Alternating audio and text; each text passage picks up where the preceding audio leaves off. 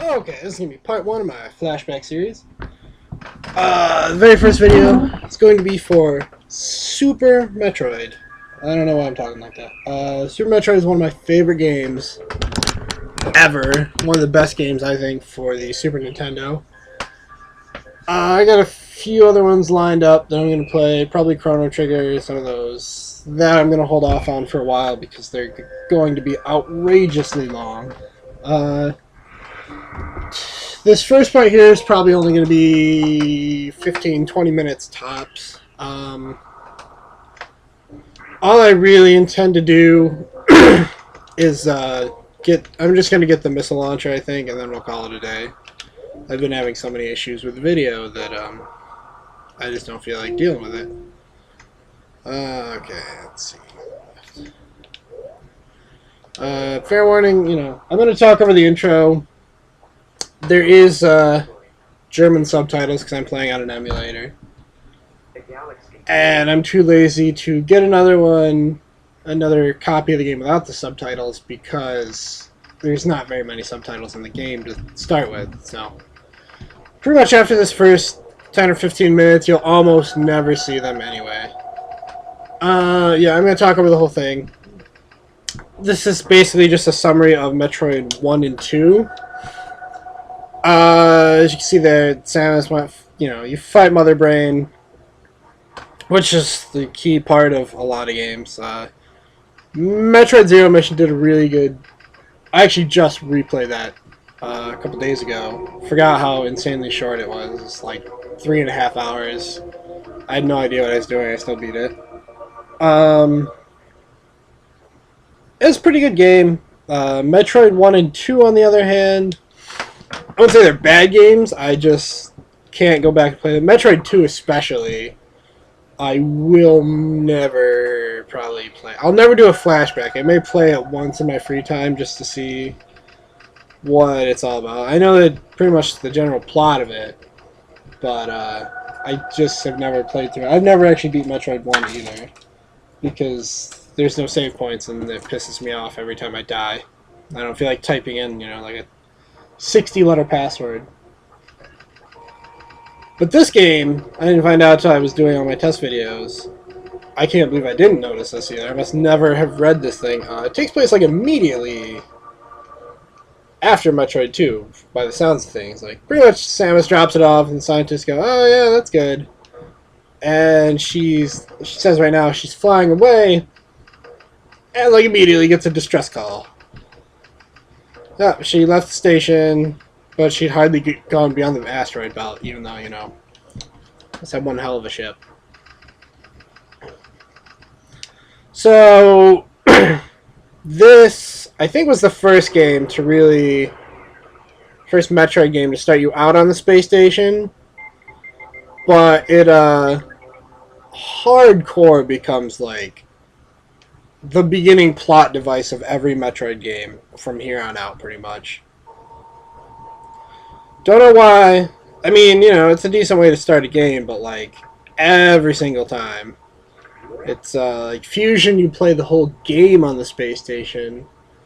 Metroid Prime, you go to like the Space Pirates research station, essentially, where shit went bad. Because Space Pirates have just got to be the stupidest motherfuckers in the entire galaxy.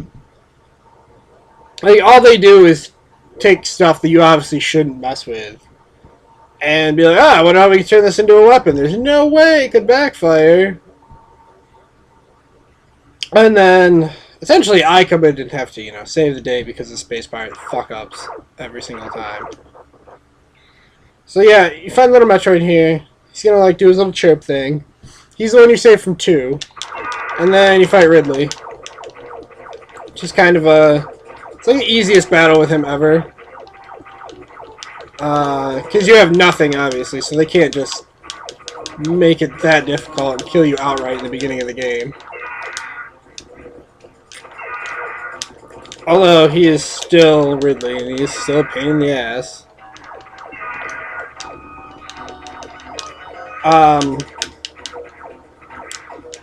I will say, I think the hardest fight I've ever had with Ridley is when you fight him in Metroid Fusion. And I don't know why. I mean, I could be wrong. It may not be that hard, but it just seems like you pump him full of hundreds of missiles before he dies. I don't remember it being that hard in any other Metroid game. I don't really remember any later fight with him. Anyway, he's gonna wreck the space station here, so you'll get the emergency thing. Yep, I think this is pretty much the last of the German subtitles for a bit.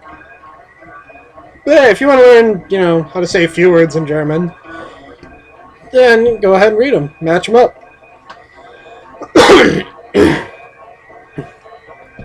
This part's really easy. They give you, like, double the time you need, really. I should be out of here within 30 seconds. Stuff's gonna hit you. It's not gonna hurt you, though. Just slow you down. It's... Oh, God. It's really easy. The beginning of this game is, I don't want to say slow, because you find stuff really fast. But it's, really, really easy. Like, you don't encounter any difficult enemies until you get... I think until you get the missiles. I wouldn't even call those difficult, just like enemies that could actually hurt you. Let's see, space station blowing up, as they pretty much always do. Samus is really just there to wreck everything in space, essentially. Now, I do...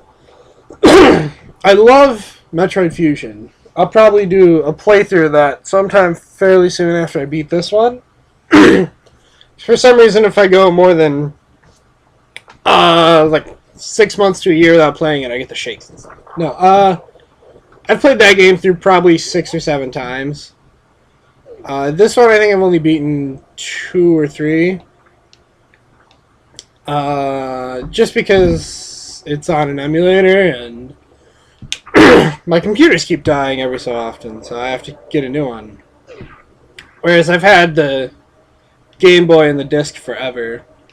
One neat thing about this game, and I'll show you guys that later because I can't do it now, is that it's the only Metroid game I've played, and maybe the only one that they've made, where you can turn your upgrades on and off at will. So you can do any combination of upgrade you want once you get them. Like, if you want to... I don't think... Let me double check. I don't think I can... yeah, I've got nothing else. You can never turn the power suit off. But you could turn the Varia suit off and still leave the gravity suit on. Or you can change your beams around to see what the individual beam looks like. There's no point in the game, which is interesting. It's never like you need to switch it to this specific beam to open a door or whatever. Nah, it's must be something they just threw in there. I have no idea why, but I think it's cool. The only other Metroid games where you can do anything with your, like, anything remotely close to that was Metroid Prime, where the individual beams, you could switch them, but that's because they didn't combine at all. Which I was okay with. I thought it was really cool. Oh, wait, duh, I'm stupid. I've played this thing about 16 times in the last 2 weeks, and I forgot to do. So, you get the Morph Ball. Pretty awesome. Pretty much always the first upgrade you're going to get. Because you need it to go anywhere. I'm trying to think. I think Metroid Prime actually gives you the missiles before the Morph Ball. But, yeah, I think it does. So I just started playing that. That's on an emulator. Will not do a... I won't be doing a playthrough of that at least anytime soon. Because my computer totally cannot handle that. God damn it. There we go. This is also the only Metroid game I know of that takes 5 missiles to open the missile doors and not 1. And I think they might have realized after that that that's probably a bad idea. No idea how long this is. I guess we'll go to the map room. I think I go to the map room next, and then the save room. And then we will call it a video and be done. Yeah, this first one's going to be the shortest just because I've had so many issues getting everything set up. And there's the cutscene. I forgot, you know, I always forget that the cutscene takes like 5 minutes, so it doesn't feel like I've been playing as long, even though I have. So yeah, we've got the missiles, we got the morph ball. I think it's just a map room and a save room next, and then we'll call that good. Now, these guys are the weakest space pirates in history. Take one hit. I also never really understood where the concept of like space pirates that look like praying mantises came from. I much prefer. Now, you're going to hear me go on a lot about Metroid Prime, because I love Metroid Prime more than this game. That is probably my second favorite game ever. The Last of Us, it used to be number one. The Last of Us has taken over for that, because it's, like, phenomenal. And I keep having people tell me to get Uncharted, which I'm going to have to do, because I haven't never played any of the Uncharted series. But if you have a PlayStation 3, you need to get The Last of Us. Because you're a crazy person if you don't. It is just, like, amazingly good. The story is great. Very emotional game.